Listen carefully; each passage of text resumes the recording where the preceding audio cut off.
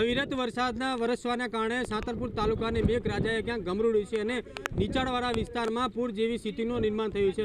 દ્રશ્યો હું તમને બતાવવા માંગુ છું। મહત્વની વાત છે કે સાંતલપુર તાલુકો ન માત્ર ખેતી પર પરંતુ સૌથી મોટો ઉદ્યોગ આ વિસ્તારમાં હોય છે તે મીઠા ઉદ્યોગ છે। એટલે કે અગરિયાઓ દ્વારા મીઠો પકવીને જ્યારે કંપનીને આપવામાં આવે છે એટલે કંપની દ્વારા મોટા ગંજા એટલે કે મોટા ઢગલા કરવામાં આવે છે, પરંતુ અત્યારની સ્થિતિએ વધુ પડતો વરસાદ વરસવાના કારણે તમામ પાણી અત્યારે કંપનીમાં ગરકાવ ભરાઈ ગયો છે। તેના કારણે આખી કંપની પાણીમાં ક્યાંક ગરકાવ જોવા મળી રહી છે। મહત્વની વાત છે કે જે મીઠાના ઢગ કરેલા હતા તે પાણીના પ્રવાહમાં ક્યાંક વહી ગયો છે। એટલે કે ચોક્કસ કહીએ કે એક બાજુ ખેડૂત સહિત અગરિયાઓને તો નુકસાન ક્યાંક પાટા ધોવાના કારણે થઈ રહ્યો છે, પરંતુ કંપની દ્વારા જે અગરિયાઓ જોડેથી મીઠો ખરીદ્યો હતો તે મીઠો પણ અત્યારે પાણીમાં ધોવાઈ જવાના કારણે વેપારીઓને ક્યાંક મોટા પાયે નુકસાન થઈ રહ્યું છે। એટલે ચોક્કસ કહીએ કે આ સાંતલપુર વિસ્તારમાં અત્યારે અવિરત વરસાદ વરસવાના કારણે ક્યાંક જે આવકનો સ્ત્રોત છે, જે આર્થિક સ્થિતિ પણ ક્યાંક નબળી થઈ શકશે, કારણ કે જે આવકનો સ્ત્રોત જે અગરિયા વિસ્તારનો મીઠો હતો તે મીઠો પણ અત્યારે પાણીમાં ધોવાઈ ગયો છે। બીજી બાજુ ખેડૂતોને પણ ક્યાંક વ્યાપક નુકસાન જોવા મળી રહ્યો છે। એટલે કે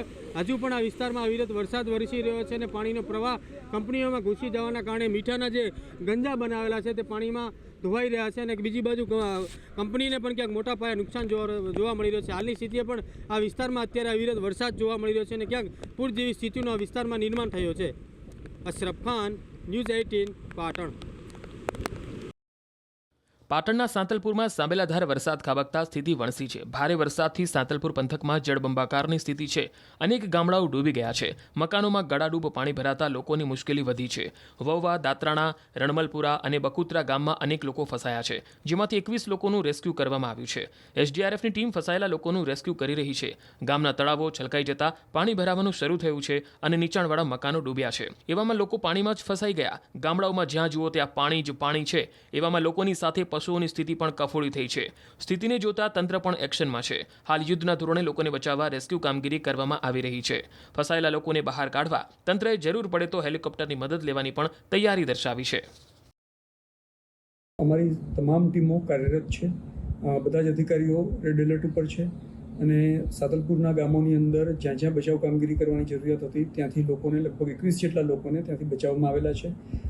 અન્ય 2 ગામોએ પણ અત્યારે વવવા અને બકુત્રા ખાતે પણ બચાવ કામગીરી પ્રગતિમાં છે। આગળની જો સફળતા નહીં મળે અને પાણીનો પ્રવાહ આટલો જ રહેશે અને અંદર કોઈ માણસો નહીં જઈ શકે તો પછી હેલિકોપ્ટરની મદદથી પણ આપણે રેસ્ક્યુ કરવામાં આવશે। પાટણના સાંતલપુર તાલુકામાં છેલ્લા 3 દિવસથી અવિરત વરસાદ વરસી રહ્યો છે, તેને લઈને જનજીવન પ્રભાવિત થવા પામ્યું છે। દ્રશ્યો હું તમને બતાવીશ।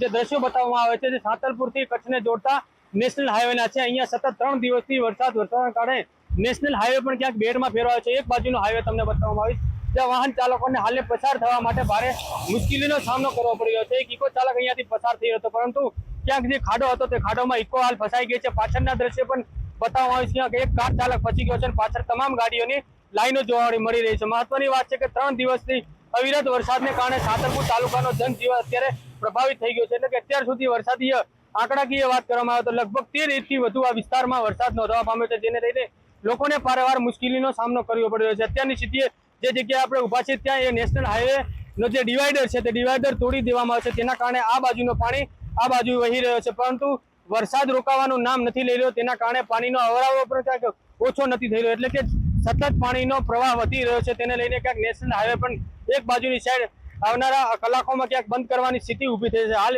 એક બાજુના હાઈવે પર અવિરત વરસાદ છે, તેમ છતાં વાહન ચાલકો ત્યાંથી પસાર તો થઈ રહ્યા છે, પરંતુ વાહન ચાલકો વચ્ચે જ ક્યાંક બંધ કરવાના કારણે ટ્રાફિકોની કતાર જોવા મળી છે। મહત્વની વાત છે કે સાંતલપુર તાલુકામાં સતત 3 દિવસથી વરસાદ વરસી રહ્યો છે। અત્યારે પણ ધોધમાર વરસાદ વરસી રહ્યો છે અને ભારે પવન ફૂંકાઈ રહ્યો છે, તેના કારણે લોકો તેમજ જનજીવન પ્રભાવિત થયા છે। વરસાદ ક્યાંક બંધ લેવાનું નામ પણ નહીં રહ્યું। મહત્વની વાત છે કે હજુ જો વરસાદ આ જ રીતે જોવા મળશે તો ક્યાંક લીલા દુષ્કાળ જેવી સ્થિતિનો અહીંયા આ વિસ્તારમાં ઊભી થઈ શકે છે। અશરફ ખાન, ન્યૂઝ 18।